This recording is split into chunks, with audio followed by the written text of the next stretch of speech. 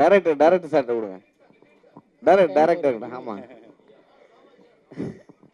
வணக்கண்ணா. வணக்கம். இல்லை ரெட் லேபிள் வந்த உடனே நல்லா ஜாலியாக பேசிங்கன்னு பார்த்தேன். ப்ரொடியூசர் வந்து குறை மேலே குறை சொன்னார், அது கூட ஏற்றுக்கலாம். அனுமோகன் சார் வந்தார், டக்குன்னு ஹீரோலாம் மூக்கம் நுழைக்கிறாங்க, அவங்க வேலையை பாருங்கன்னு சொல்லிட்டாரு. இந்த ஹீரோ மூக்கம் நுழைச்சாரா? அவர் டப்புன்னு எழுந்து சொல்கிறத பார்த்தா ரொம்ப குடைச்சல் கொடுத்துப்பார் போல இருக்கே. சார் நான் கிளம்பிட்டேண்ணா. ஃப்ரெண்டு தான் நம்ம. எத்தனை வருஷம்ண்ணா? பல வருஷம். ஸ்ட்ரைட்டா வந்து இல்ல அவரு சொன்னார்ல, அவருடைய வழி இருக்கும். அது ஹீரோக்கள் பண்ணாங்களா அப்படின்னு கேக்குறது ஃபர்ஸ்ட் டைரக்டர் கிட்ட இருந்து ஸ்டார்ட் பண்ணலாம் அப்படின்ட்டு தான் இருக்கு. அவருக்கும் எப்படின்னா அவர் சொன்னார்ல, நேரத்துக்கு ஆரம்பிக்கணும், எந்த விஷயமும் டைம் ஸ்டார்ட் பண்ணணும்னு இருக்குல்ல. அங்க வந்து எல்லா டெக்னீஷியனும் கரெக்டான டைமுக்கு வருவாங்க அப்படின்றது நமக்கு நம்ம புஷ் பண்ணுவோம். எனக்கு ஷார்ப்பா 6 மணிக்கு எல்லாரும் இருக்கணும், நான் போயிடுவேன். ஓகே, ஏன்னா என் டீம் வந்து 6 மணிக்கு உள்ள இருப்போம், லொக்கேஷன்ல 6 மணிக்கு இருப்போம் நாங்க. ஓகே, பட் ஒவ்வொருத்தரா வருவாங்கல்ல, எங்களால் அந்த டைம் எக்ஸாக்டா ஸ்டார்ட் பண்ண முடியல. நான் கோவப்பட மாட்டேன், ஏன்னா கோவப்பட்டா வேலை நடக்காது. போடா அப்படின்ட்டு போயிடுவாங்க. ஸோ அவங்க கிட்ட சிரிச்சுட்டே வேலை வாங்க வேண்டிய கடமை எந்த இருந்தது. ஸோ அந்த டைம் கூட விடாதீங்க, கோவப்படுங்க, நீங்க வந்துட்டு கோவப்பட்டு பேசுங்க அப்படின்னு சொல்லி அவர் என்னை புஷ் பண்ணாரு. ஸோ இந்த தலையீடு தான். ஏன்னா ப்ரொடியூசர் பணம் போட்டிருக்காரு, அது கூட பண்ணலன்னா நம்ம என்ன பண்ணுவோம், கால் மேலே கால் போட்டுட்டு ஓகே பொறுமையாக பண்ணலான்ற மாதிரி பண்ணுவோம்ல. ஸோ அதுக்கு அவர் எங்களுக்கு கொடுக்கல, அதில் அவர் ரொம்ப ஸ்ட்ராங்காகவே இருந்தாங்க. மற்றபடி எந்த தலையீடு இல்லை தலைவா. நீங்கள் எதாவது கேட்குறீங்கன்னா சொல்லுங்கள், கான்ட்ரவர்சி நான் கூட சொல்கிறேன். சொல்லுங்க. இல்லை ஏதாவது வேணும் சொல்லுங்க. இல்லை பணம் போட்ட ப்ரொடியூசர்கிட்ட கேட்டுருவோம். சொல்லுங்க சார். மிச்சம் பண்ணலாம், அதுக்குன்னு இந்த லான்ச்ல கூடவா நீங்க ஆங்கரா வந்து நிப்பீங்க? இங்க ஸ்டார்ட் பண்றீங்க. இது நீங்க காசு மிச்சம்னு பாக்குறீங்க, நான் இது குவாலிட்டி ஆஃப் வர்க்னு பாக்குறேன். இல்ல அடுத்தவங்களுக்கும் ஒரு வாய்ப்பு இல்ல, அது நீங்க கொடுத்துருக்கலாம்ல காசு அவங்களுக்கு. நான் அது கொடுத்துறேன் சார், பண்ணிருக்கலாம்ல.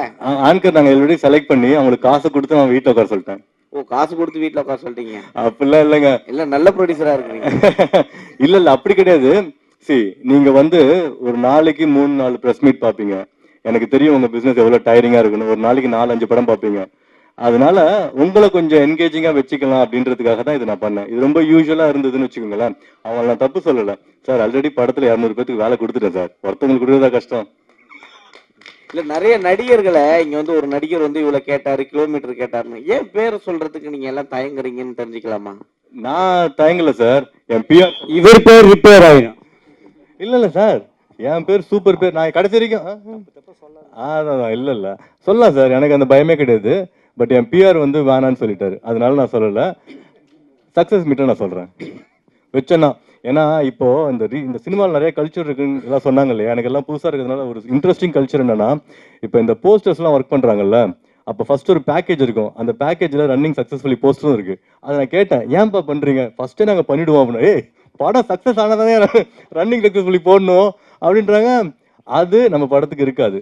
ரன்னிங் சக்ஸஸ்ஃபுல்லின்னு எல்லாம் சொன்னாதான் அந்த போஸ்டரே வெளியே வரும். சும்மா 4 நாள் கழிச்சு அது டெம்ப்ளேட்டெல்லாம் நான் விட மாட்டேன் சார். இல்லை சார், இல்லை சக்ஸஸ் மீட் தான் எனக்கு. இது சக்ஸஸ் மீட் தான். ஏன்னா என் படம் ரிலீஸ் ஆகுதே சக்ஸஸ் தான் எனக்கு. இப்போ உண்மைதானே சார், என்னுடைய 45 வருஷ அனுபவத்தில் எத்தனையோ காம்பேர் பார்த்துருக்கேன். ஆனால் உண்மையிலே பெர்ஃபெக்டாக காம்பேர் பண்ண ஆங்கர் நீங்கள் தான் சார். நீங்கள் பாராட்டிருக்கீங்க சார், பெரிய விஷயம் சார் இது. இல்லை ஏகப்பட்ட செய்திகளை அவர் சொல்லியிருக்காரு, அவருக்கு தெரியல, அதுதானே தவிர மற்ற ஒன்றும் இல்லை. கான்ட்ரவர்சினா அவ்வளோ கான்ட்ரவர்சி, ரொம்ப தெளிவாக. என்ன பெப்சி அளவுக்கு போயிட்டீங்க. ஐயோ நீ நிறுத்துறது, நானே நிறுத்த ஷூட்டிங்னு சொன்னீங்க பாருங்க, அது எனக்கு ரொம்ப பிடிச்சது. ரொம்ப நன்றி சார், நான் உங்களை எதிர்பார்க்கல சார். உண்மையாலுமே ரொம்ப சந்தோஷமா இருக்கு நீங்க பண்ணது சார். எனக்கு அது பேசுனது டிஃப்ரெண்டாக தெரியல சார். எல்லாருமே மனுஷங்க தானே, பெப்சியாக இருக்கட்டும், சேம்பராக இருக்கட்டும், நாங்கள் இருக்கட்டும், எல்லாருமே ஹியூமன் பீயிங், எல்லாருமே சமன்னு சொல்கிற ஆள் நான். அதனால எனக்கு யாருமே வந்து, நான் அதனால தான் பெரிய படம் சின்ன படம்லாம் ரொம்ப சொல்ல மாட்டேன். ஏன்னா எனக்கு எல்லாருமே ஒன்று, பெரிய ப்ரொடியூசர் சின்ன ப்ரொடியூசர்னும் எல்லாரும் இப்படி தானே சாப்பிட்றோம், இப்படி சாப்பிட்றவங்க எல்லாருமே ஒன்று தான். அதனால நான் இதை அவங்க ஃபிக்ஸ் பண்ணுற வரைக்கும் நான் கேட்பேன் சார். நான் சொன்னது தப்பு இல்லை, ரைட்டு தானே? கரெக்ட் தான்.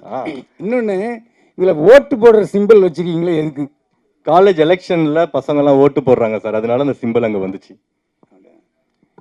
கதையில் எலெக்ஷன் இருக்கு சார், ஸோ அதனால் யூஸ் பண்ணியிருக்கோம் சார். இதில் இன்னொரு முக்கியமான விஷயம், பக்கத்தில் இருக்காரு அவர் மிகப்பெரிய ஜோதிடர், தெரியுமா உங்களுக்கு? அந்த ஜோதிடர் நம்ம உங்கள் ப்ரொடியூசர் ஹீரோவுக்கு என்ன சொன்னார்? ஏற்கனவே இவங்க எல்லாருக்கும் சொல்லிட்டேன். இந்த இடத்துல சொல்ல விரும்புகிறேன். அதாவது ஒரு ஆளுக்கு ஜோசியம் சொல்கிறதுங்கிறது அவருடைய தனிப்பட்ட வாழ்க்கை, அதை பற்றி சொல்ல முடியும். ஆனால் இது ஒரு யூனிட். இந்த யூனிட்டில் மெயினான ஆட்கள் இப்போ கேமராமேன் இருக்காங்க, மியூசிக் டைரக்டர் இருக்கார், டைரக்டர் இருக்கார், நடிகர் நடிகை எல்லாருமே இருக்கோம். இந்த குரூப் சேரும் பொழுதே சில பேருக்கு வந்து அப்படியானெல்லாம் கேட்க தோணும். என்னென்னா, ஒரு நல்ல விஷயம் நடக்கும் பொழுது ஒரு 100 பேர் சேர்ந்து ஒரு விஷயத்தை ஆரம்பிக்கிறாங்க, ஒரு தொழில் ஆரம்பிக்கிறாங்கன்னா அந்த தொழில் வெற்றி பெறதுக்கு காரணம் அந்த 100 பேருடைய ராசியும் கோச்சாரப்படி நல்லாவே இருக்கும். இதுதான் உண்மை. ஆனால் யாருமே ஜாதகம் ஜோசியம் பார்த்துட்டு ஒவ்வொருத்தரும் ஃபிக்ஸ் பண்ணுறது இல்லை. ஆனால் அது தானாக அமையிறது. புரியுது அவங்களுக்கு? இன்னொன்று சொல்லிடுறேன். இந்த படத்தை பொறுத்த வரைக்கும் ஏன் வந்து வெற்றி பெறும் அப்படின்னா, ஃபஸ்ட்டு ஒன்று தெரிஞ்சுக்கங்க, 2026 இந்த ஆண்டு வந்து கலைத்துறை, அதுவும் சினிமா துறைக்கு மிக அருமையான ஆண்டு. கைத்தட்டுங்கண்ணா. என்னங்கண்ணா, அப்புறம் எதுக்கு நான் ஜோசியம் சொல்லணும்?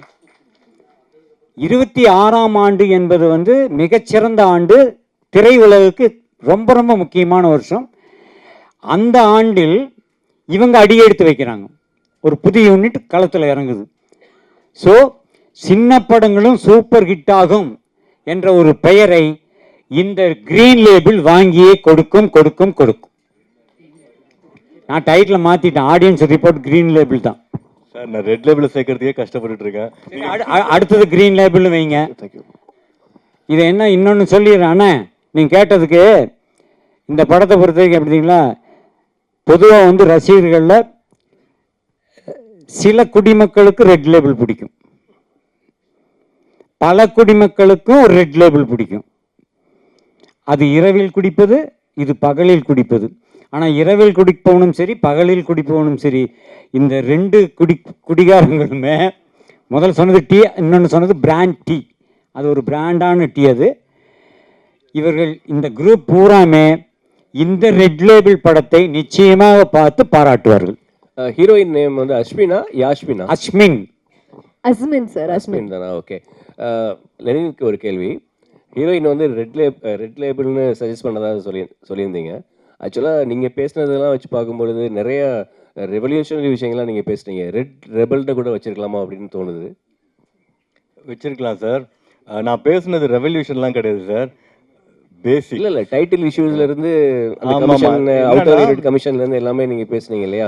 அது மட்டும் பாடி லாங்குவேஜ் பூராமே வந்து விஜய் பார்க்குற மாதிரியே இருந்தது. மேபி காலேஜ் எலெக்ஷன் பேஸ் பண்ணி நீங்க படம் எடுக்கிறீங்க. பொலிட்டிக்ஸ் ஏதாவது கனவுகள் இருக்கா? இருக்கு சார். ஓகே. 100% பாலிடிக்ஸ் வரணும் அப்படின்றதுக்காக தான் நான் படமே வந்திருக்கேன். ஓ சூப்பர். இப்போ பிஃபோர் 2026 பாசிபிலிட்டிஸ் இருக்கா? இல்லை சார். ஆக்சுவலாக அந்த படம் போன வருஷம் முடிஞ்சிருந்ததுன்னா வாய்ப்பு இருந்திருக்கு. பட் அகைன் பொலிட்டிக்கல் பார்ட்டி அப்படிலாம் கிடையாது. ஒரு சின்ன ஏரியாவில் ஏதாவது பண்ணணும்னு ஒரு இன்ட்ரெஸ்ட் இருக்குது சார். நான் ஒரு அட்வொகேட்டும் கூட. அதனால் வந்து ஒரு ரொம்ப ஃபேன்சியாக இல்லாமல் ஒரு சின்ன ஏரியாவில் ஏதாவது சம்திங் நம்மளால் முடிஞ்சது பண்ணணும். ஓகேங்களா? அதனால் அது இன்ட்ரெஸ்ட் இருக்குது. அகராஜ் வாழ்த்துக்கள். Thank you sir. இண்டஸ்ட்ரி மாறும்னு சொல்கிறேங்க இந்த வருஷம். பொலிட்டிக்கல் மாறுமா? விஜய் சார் அரசியல் வராரு, பொலிட்டிக்கல் மாறினா என்ன கொஞ்சம் இதாக இருக்கும். நிச்சயமா மாற்றம் வரும். ஆனால் நீங்கள் நினைக்கிறது நடக்காது. அப்போ விஜய் சார் வாய்ப்பு. நீங்கள் எதை வச்சு கேட்கணும் தெரியுது, அது நடக்காது. Okay sir. நிச்சயமா நடக்காது. அதாவது மாறுதல்கள் வரும் என்பது, இப்போ நான் ஒன்று நினைப்பேன் நடக்காது, இவர் ஒன்று நினைப்பேன் நடக்காது, அவங்க ஒன்று நினைப்பேன் நடக்காது. ஆனால் ஏதாவது ஒன்று நடக்குமில்ல, அந்த நடக்கிறது நல்லதாகவே நடக்கும். ஆனால் இன்றைய சூழ்நிலையில் எல்லாரும் அப்படியே ஓஹோன்னு எந்த பத்திரிகை எந்த யூடியூப் சேனல் எடுத்தாலும் ஒருத்தரையே சலாம் போட்டு பேசிக்கிட்டே இருக்காங்க. அது நடக்கவே நடக்காது. ஆப்பு சரியான ஆப்பு.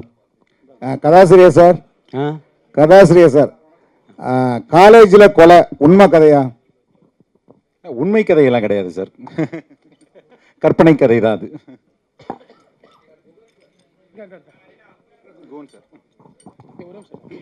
அதாவது பாரதி ராஜா, பாக்யராஜ், ஏன் அனுமோகன் எல்லோருமே கதை, வசனம், டைரக்ஷன். என்ன காரணம்னா, ஒரு கதாசிரியர் இயக்குனர் ஆகும்போது அவருடைய கதையை முழுமையாக எடுப்பார். இப்போ உங்கள் கதையை வாங்கி அவர் எடுக்கும்போது அது உங்களுக்கு உடன்பாடாக இருந்துச்சா? இல்லை, உடன்படாக தான் இருந்தது சார். என்னென்னா அவங்க சார் சொன்ன மாதிரி முன்னாடி அது பிரிஞ்சு தான் இருந்தது. எழுத்தும் இயக்கமும் ஒரு கிரியேஷனாக டெக்னிக்கலாகவே வேறு வேறு திறமைகளாக தான் ஹாலிவுட்ல எல்லாமே இருக்குது. முதல்ல ஒரு நாவல் வரும், நாவல் இருந்து அடாப்டட் ஸ்க்ரீன் பிளேக்கு ஒரு சினிமா பர்சன், ஸ்டுடியோ, அதுக்கப்புறம் கேஸ்டிங்கு, டைரக்டர் எல்லாமே அப்புறம் தான் வருவாங்க. ஸோ எனக்கு வந்து அது ஒரு திருப்தியான ப்ராசஸாக தான் இருந்தது சார். நான் கேட்குறது என்ன, சிறிதரிலிருந்து எடுத்துங்க, கேஎஸ் கோபாலசிலிருந்து எடுத்துங்க, எல்லோருமே அந்த கதை வசனம், கதை திரைக்கதை வசனம் மூலமாக தான் வந்தாங்க.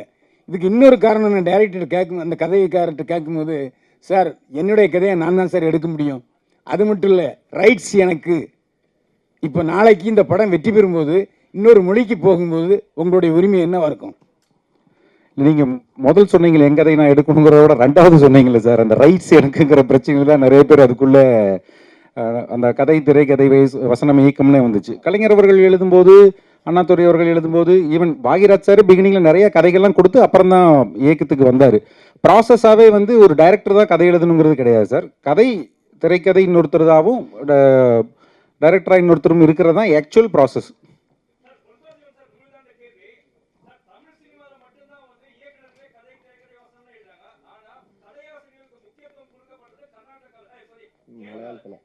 கேரளா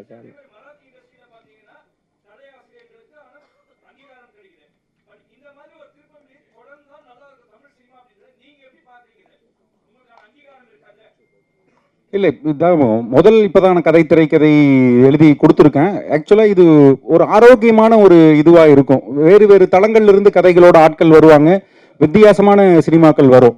மலையாளம் இண்டஸ்ட்ரி, ஈவன் தெலுங்குலேயும் நிறையா அந்த மாதிரி ரைட்டர்ஸ்க்கான இது இருக்குது. தமிழில் நிஜமாலுமே கொஞ்சம் குறைவாக தான் இருக்குது.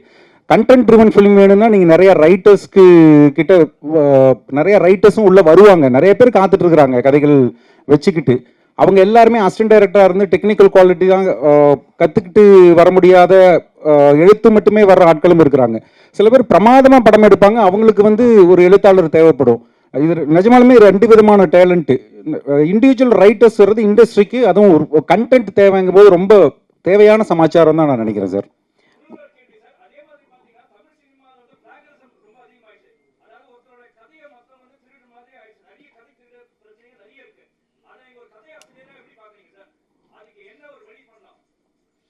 இல்லை, ஆல்ரெடி இருக்குது சார். நம்ம ரெஜிஸ்டர் ப்ராப்பராக பண்ணிக்கிட்டாலே அது நடக்காது.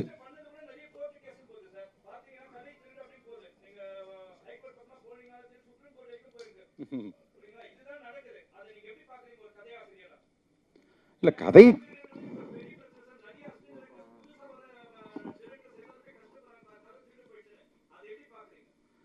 இல்லை இன்டெலெக்சுவல் ப்ராப்பர்ட்டி திருட்டு தானே. அதுக்கு பேர் திருடுறவங்களுக்கு திருடன்னு தான் சொல்ல முடியும்.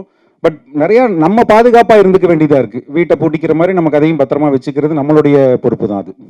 குகன் சார், தேட்டரில் வந்து பார்க்கிங், சமோசா இதெல்லாம் சொன்னீங்க. ஆனால் இப்போ சமீபத்தில் சல்லியர்கள் படம் வந்து மாலில் கூட வெளியிடலையே, அதை பற்றி யாரும் பேச மாட்டீங்க. ஒரு படம் வந்து தேட்டருக்கு வந்தால் தான் முதல்ல அவங்களுக்கு பிஸ்னஸ்ஸு. நீங்கள் அப்போ கூட யாருமே குரல் கொடுக்கல தமிழ் இண்டஸ்ட்ரியில். தான் படம் வரும்போது தான், வலிக்கும் போது தான் எல்லாத்தையும் சொல்கிறீங்க. இது காலகாலமாக உங்களுக்கு தெரியாதா? பார்க்கிங் இருக்குது, சோமாஸ் வைக்கிறானுங்க, சமோசா வைக்கிறானுங்க, வாட்டர் பாட்டில் எடுத்து போகக்கூடாது, வெளியிலேருந்து தின்பண்டங்கள் வாங்கிட்டு போகக்கூடாதுன்னு எப்போத்தையோ கொண்டு வந்தாங்களே. அன்னைக்கு குரல் கொடுக்காம இன்னைக்கு குரல் கொடுத்துட்ருக்கீங்க. இல்லை, நீங்கள் கேட்ட கேள்வி ரெண்டு கேள்வி. ஒன்று வந்து கேன்டீனோட ரேட் பற்றி நம்ம பேசினோம், அதை பற்றி அது செகண்டு. ஃபஸ்ட்டு கேள்வி வந்து சல்லியர்கள் படத்துக்கு ஏன் குரல் கொடுக்கலன்ட்டு. கூடுமான விரைவில் நீங்கள் பார்த்தீங்கன்னா ப்ரொடியூசரே வந்து ப்ரெஸ் மீட்டில் தான் கன்வே பண்ணார். அப்போ ப்ரெஸ் மீட்டில் சொன்னதுக்கு மேலே ஒரு குரல் வேண்டுமான்னு கேட்டிங்கன்னா அதுவே போதுமான குரல் தான். அதுவே பலமாகவும் ஒழிச்சிருச்சு. எல்லாத்துக்குமே போய் சேர வேண்டிய இடம் எல்லா இடத்துலையுமே போய் சேர்ந்துருச்சு. அது ஒன்று. இன்னொன்று வந்து அதுக்கு எந்த மாதிரியான முடிவுகள் எடுக்கிறோம், எந்த மாதிரியான ஒரு ஜேர்னி எடுக்கிறோம் அப்படிங்கிறது ரொம்ப முக்கியம். அது அவரோட ஒரு மெத்தட் தான். அது வந்து அதே அடுத்த வாரம் தள்ளி வந்திருக்கலாம். அதில் ஒரு எப்படி ஒரு நல்லது இருக்கோ அதே மாதிரி ஒரு கெட்டதும் இருக்குது. அந்த மாதிரியான சில ப்ராப்ளம்ஸ் இருக்குது அப்படின்னா அதை நம்ம சால்யூஷன் பார்க்கலாம் முடிஞ்ச வரைக்கும். அதுதான் அந்த மாதிரி போயிருந்துருக்கலாம். எப்பவுமே ஒரு திரைப்படம் திரைக்கு வர்றது ரொம்ப முக்கியம். அதுக்குண்டான வழிமுறைகளில் இன்னும் கொஞ்சம் எஃபோர்ட் எடுத்துருக்கலாம். அதுக்குண்டான ப்ராப்ளம் இருக்குது. பட் அது எவ்வளோ சொல்ல முடியுமோ அவ்வளோ சொல்லிட்டார். அதுக்கு மேலே மறுபடியும் அதை ஆம்ப்ளிஃபை பண்ண வேண்டியதில்லைன்னு நினைக்கிறேன். இல்லை, மால் போன்ற திரையரங்கில் பெரிய இடத்துங்கள்லாம் பார்த்தீங்கன்னா சிறு படங்கள் உள்ளே கூட நுழைய முடியல. அப்போ உங்கள் படமும் ரேட்டுன்னு சொல்லிட்டாங்கன்னா நிறுத்திடுவீங்களா? தேட்டருக்கு போக மாட்டீங்களா? எல்லா மால்லையும் தான். சின்ன டப்பா தேட்டரில் போட்டாலும் படம் நல்லா இருக்குன்னா மால் தேட்டர் தானே கூப்பிடுவான். புரிஞ்சு உங்களுக்கு? அப்புறம் ரெண்டாவது இன்னொன்று, சினிமா பற்றி இவ்வளோ பேசுகிறோமே, டிக்கெட் ரேட்டெல்லாம் பேசுகிறோமில்ல, இனிமேல் சினிமா என்ன ஆகும் தெரியுங்களா? இன்டர்வல் வரைக்கும் 120, இன்டர்வலுக்கு அப்புறம் பார்த்தீங்கன்னா 120. பாதி வரைக்கும் பார்த்துட்டு நல்லா இல்லைன்ட்டு வெளியே போனீங்கன்னா உங்களுக்கு 120 ரூபா மிச்சம். செகண்டாகவும் பார்க்குற மாதிரி இருந்தால் 240 ரூபா கொடுக்கணும். இப்படியெல்லாம் சினிமா வந்தாலும் வரும். நான் இப்போ எதுக்கு சொல்கிறேன்னா, ஒரு ஃபேமிலி இன்றைக்கி ஒரு சராசரி ஒரு மீடியம் ஃபேமிலியில் ஒரு 4 பேர் 2 குழந்தைகளோட 4 பேர் போகிறாங்க, ஹஸ்பண்ட் ஒய்ஃப். ஒரு படம் பார்க்குறதுக்கு 4 பேருக்கு 150 ரூபா டிக்கெட் போட்டால் என்னாச்சு? 600 ரூபாச்சா? அவ்வளோதானே செலவு பண்ண முடியும். மீறி போனால் உள்ளே ஒரு 200 ரூபா செலவு பண்ணலாம் இந்த குழந்தைகளுக்கு. ஒரு ஃபேமிலி சினிமாவுக்கு போயிருக்கு, படம் பார்த்துட்ருக்காங்க, குழந்தைங்க ஃபஸ்ட் ஹாஃபில் சும்மா விழுந்து சிரிக்குது, அவ்வளோ காமெடி. செகண்ட் ஹாஃப் ஸ்டார்ட் பண்ணான், பயங்கர காமெடி செகண்ட் ஹாஃபில். ஆனால் குழந்தைங்க அழுதுகிட்டே இருக்கு, சிரிக்கல. ஏன்னா இன்டர்வலில் அங்கே அப்பா வந்து பாப்கார்ன் வாங்கி தரல. 300 ரூபா 400 ரூபாய் பாப்கார்ன் வாங்கலை, குழந்தை அழுகுது. அப்போ ஒரு ஃபேமிலி என்பவங்க ஒரு 500 ரூபா 600 ரூபா மீறி போனால் ஒரு 800 ரூபா ஒரு ஃபேமிலி படம் பார்க்குறது போய் 2500 ரூபா தூக்கிட்டு போக வேண்டியது இருக்குது. எப்படி தேட்டருக்கு வருவாங்க? ஃபஸ்ட்டு ரீசனே சார், தேட்டர் க்ரௌடு ஆக முதல் காரணமே இந்த தேட்டரில் வந்து ரேட்டை குறைக்கணும், காஃபி டீலிருந்து. நான் சொல்கிறது அதுதான். இதுக்கு வந்து எந்த தயாரிப்பாளர்களோ எந்த தேட்டருக்காரங்களோ அதுக்கு வந்து இது எடுக்கிறதே இல்லை, ஒரு முயற்சி எடுப்பதே கிடையாது. ஏன் அதே காப்பி தானே வெளியே குடிக்கிற 30 ரூபா காப்பி தானே அவனும் கொடுக்குறான், அப்புறம் எதுக்கு? புரிஞ்சுதா உங்களுக்கு? ஸோ தியேட்டருக்கு பப்ளிக் வராத முதல் காரணமே இந்த தியேட்டர் தான் சார். அந்த படம் எல்லாம் அப்புறம் சார் இங்க பாருங்க, ஆடியன்ஸ் வந்து எல்லா மூவியும் பாக்குறாங்க. மெயினா வந்து இந்த ரீலீஸ் மூவி இருக்கு பார்த்தீங்களா, மங்காட்டான்னு சொல்லக்கூடிய மூவி, அதால கில்லின்னு சொல்லக்கூடிய மூவி 4 வாரம் ஹவுஸ்ஃபுல்லா போயிட்டு இருக்கு சார். எல்லா தியேட்டர்லயுமே வந்து முக்காவாசி தேட்டர்ல ஆடியன்ஸ் வந்து இது பண்றாங்க. ஆடியன்ஸ் கிட்ட கேட்கும் போது இப்போ உள்ள மூவியோட கிளாரிட்டி ஒர்த்தா இல்ல, அப்போ உள்ள மூவி கிளாரிட்டி ஒர்த்தா இருந்துச்சுன்னு ஆடியன்ஸோட ஃபீட்பேக் சொல்றாங்க. நீங்களே செக் பண்ணிக்கலாம். மங்காட்டாவோட படையப்பா படங்கோட சார் வந்து 50 கோடி கலெக்ட் பண்ணுச்சு. ஆமா, அதே ரீலீஸ் 60 கோடி கலெக்ட் பண்ணி. என்ன மக்கள் வந்து தியேட்டருக்கு வரதா செய்யறாங்க, பாப்கார்ன் ரேட்டுக்காக மக்கள் தியேட்டருக்கு வராம இல்லவே. ஐயோ, நான் சொல்றது உங்களுக்கு புரியல சாமி. 500 ரூபா தான் செலவு பண்ண முடியுங்கிற வர்றது இல்ல. அப்படியே இல்ல சார், 2000 ரூபாய் கூட எல்லாரும் வாங்குறாங்க சார். நீங்க நினைச்சிட்டு இருக்கீங்க படத்தோட குவாலிட்டி நல்லா இல்லன்னு சொல்றாங்க. ஒரு அதெல்லாம் கிடையாது. மிடில் கிளாஸ் எல்லா படம் பார்க்குற ரசிகர் நிறைய பேர் இருக்காங்க. இந்த ரசிகர் படமே பார்க்கணும் கிடையாது. சினிமா ரசிகர்கள் என்பதே சகல படங்களை பார்க்குறோம் நிறைய பேர் இருக்காங்க. பர்டிகுலர் ரசிகர்களை விட பொதுவாக சினிமாவை ரசிக்கும் ரசிகர்கள் தமிழ்நாட்டில் அதிகம். எல்லா படத்தையும் பார்ப்பாங்க, அவங்க தான் அதிகம். அவங்க ஏன் உள்ளே வர்றதில்லை? நான் சொல்றது குறிப்பாக ஃபேமிலியோடு ஏன் வர்றதில்லை? ஃபஸ்ட்டு ரீசன் 4 மடங்கு செலவு. அவங்களால முடியாது. நான் வந்து இன்றைக்கி வந்து ஒரு 4 படம் ரிலீஸ் ஆகுதுன்னா எனக்கு 4 படத்துக்கு 600 ரூபா செலவாகுதுன்னா 4 படத்தையும் பார்ப்பேன். நான் ஒவ்வொரு தடவை படம் போகும்போது 1000 ரூபா செலவு 4 படம் பார்க்க முடியாது என்னுடைய வருமானத்துக்கு. நீங்கள் அதை யோசிக்கணும். அதுதான் உண்மை.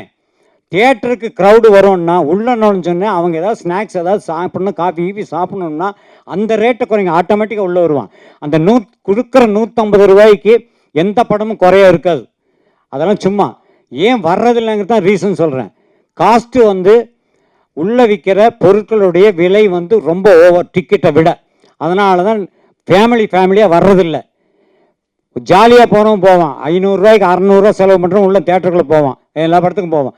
ஆனால் சராசரி ஒரு ஏழைபாளையம் கூட ஒரு தேட்டரில் வந்து படம் பார்க்கணும்னா இந்த டிக்கெட் ரேட்டுக்கு நிச்சயமாக வருவாங்க. உள்ளே வந்து சாப்பிட்ற பொருள்னாலே வர்றதில்லை. தமிழ் சினிமாவில் ஜாதி பிரச்சனைகள் அதிகம் வந்துருச்சு. அதை பற்றி என்ன நினைக்கிறீங்க? ஏன்னா ஜாதி படங்களா? ஆமாம், இப்போ சினிமா வந்து நம்ம படம் எடுக்கணும்னு வச்சிங்களேன், நீங்கள் புதுசாக வரீங்க, ஒரு நல்ல கதை தான் தேர்ந்தெடுப்பீங்க. ஆனால் சினிமான்றது மாற்றிட்டாங்க. இப்போ 2 பக்கம் ஜாதிகள் அப்படின்னு ஆக்கிட்டாங்க. நீ ஒன்று எடுத்தா நான் ஒன்று எடுப்பேன். இதை எப்படி பார்க்குறீங்க சார்? நான் ஏற்கனவே சொன்ன மாதிரி நான் எல்லாத்தையும் ஒன்றா பார்க்குறேன். வழக்கறிஞருங்கிறது ஒரு பெருமையாக இருக்குது. இந்த கமிஷன் ஒரு விஷயம் சொன்னீங்கல்ல, இதை தடுக்கிறதுக்கு ஒரு வழக்கறிஞராக நீங்கள் என்ன பண்ணீங்க? இது வந்து வழக்கறிஞராக ஒன்றுமே பண்ண முடியாது சார். இது எப்படி இருக்குன்னா, இப்போ நான் வந்து உங்களுக்கு 100 ரூபா கொடுக்குறேன். இவர் தான் மிடில் மேன் வச்சுக்கோங்களேன். உங்ககிட்ட 100 ரூபா கொடுங்கன்னு நான் கொடுக்குறேன். நீங்கள் இவர்கிட்ட நீ எனக்கு 100 ரூபா வாங்கி கொடு, நான் உனக்கு 10 ரூபா கொடுக்குறேன்னு வச்சுக்கோங்களேன். நான் போய் எப்படி வழக்கு போட முடியும்? இப்போ நீங்கள் என்கிட்ட வந்து என்கிட்ட 100 ரூபா நீங்கள் கொடுக்கணும், நீங்கள் 100 ரூபா தரல, இவர் 10 ரூபா எடுத்துட்டான்னு சொன்னால் நான் வழக்கு போடலாம். இது வந்து அவங்களோட அண்டர்ஸ்டாண்டிங். நான் என்ன சொல்கிறேன்னா, நான் உங்ககிட்ட டைரெக்டாக பேசுகிறேன், நீங்கள் என்கிட்ட டைரெக்டாக பேசுகிறீங்க. எதுக்கு இன்னொரு ஆள் அப்படி அப்படி கொடுக்கணும்னா நீங்கள் என்கிட்ட 90 ரூபா வாங்கிட்டு 10 ரூபா கொடுக்கணும். இதில் இன்னொரு விஷயம் தெரியுமா? துணை நடிகர் சங்கமும் சரி, ஃபைட் மாஸ்டர் அசோசியேஷனும் சரி, டான்ஸ் மாஸ்டர் அசோசியேஷனும் சரி, சம்பளத்தில் ஒரு விஷயம் பிடித்தம் பண்ணுறாங்க. உங்களுக்கு தெரியுமா? தெரியும் சார். அதுக்கு பேர் என்ன? அது அவங்க யூனியனை ரன் பண்ணுறதுக்கு அவங்க வச்சுருக்காங்க. பட் அது வந்து டிரான்ஸ்பரண்டாக எல்லாத்துக்கும் தெரிஞ்சு வருது. அதுக்கு அவங்க பில் கொடுக்குறாங்க. அந்த பில்லுலாம் அவங்க எவ்வளோ சார்ஜுன்னு போட்டிருக்காங்க. பட் இதுக்கு பில் கிடையாது. இது நம்பிக்கையில் சார். இது வந்து கமிஷன் வந்து நம்பிக்கை மோசடி சார். ஒருத்தவங்க நம்பிக்கையை வந்து சேலஞ்ச் பண்ணணும்னு வச்சுக்கோங்களேன், அது வேறு எதுவுமே அதை விட கேவலமான விஷயம் எதுவும் கிடையாதுன்னு நான் நினைக்கிறேன். ஏன்னா நான் எல்லாத்தையும் நம்புகிறேன். அந்த மாதிரி அவங்க பண்ணும்போது எனக்கு ரொம்ப ஹர்ட் ஆகுது. என்னடா காசு தானடா அப்படின்னு சொல்லிட்டு. Okay, thank you thank you thank you. படம் வந்து February 6 ரிலீஸ் ஆகுது. ஸோ எல்லாருமே வந்து உங்களுடைய சார், எனக்கு இந்த ஜாதி மதம் அதிலெல்லாம் வந்து நம்பிக்கை இல்லை. எனக்கு எல்லாருமே ஈக்குவல்னு நினைக்கிறவன். ரொம்ப முக்கியமான விஷயம் என்னன்னா, நீங்கள் எல்லாத்தையும் ஈக்குவல் நினச்சிங்கன்னு வச்சுக்கோங்களேன், நீங்கள் படத்தை படமாக பார்ப்பீங்க. நான் சொல்கிறது அதுதான். இப்போ ஃபார் எக்ஸாம்பிள் ரீசெண்டாக சிறை படம் வந்துச்சு இல்லைங்களா, அதில் ஒரு ஷார்ட் நான் அந்த இன்ஸ்டாவில் பார்க்கும்போது அதை பற்றி டிஸ்கஸ் பண்ணிட்டு இருந்தாங்க. ஒரு கோர்ட்டுக்கு வெளியே வந்து இவர் இது பண்ணுவார், நமாஸ் பண்ணுவாங்க, சாப்பிடு. எனக்கு அது பார்க்கும்போது எனக்கு சீனாக தான் தெரிஞ்சுது. ஏன்னா எனக்கு அவரும் ஒன்று தான், அவங்களும் ஒன்று தான், ரைட்டுங்களா? அந்த மாதிரி உங்கள் மதம் உங்கள் ஜாதி உங்களுக்கு பெருசுன்னு தெரிஞ்சாதான் நான் இந்த ஜாதியில் இருக்கேன், நான் அவனை மதிக்கிறேன்னு அது சொல்கிறதே கேவலம்னு நினைக்கிறேன் சார். எல்லாருமே ஒன்று தானே அப்படின்னு நீங்கள் நினச்சி பாருங்கள். உங்களுக்கு எல்லா படமுமே படமாக தெரியும், கதையாக தெரியும். அதுக்கப்புறம் வேறு எதுவுமே கிடையாது இதில்.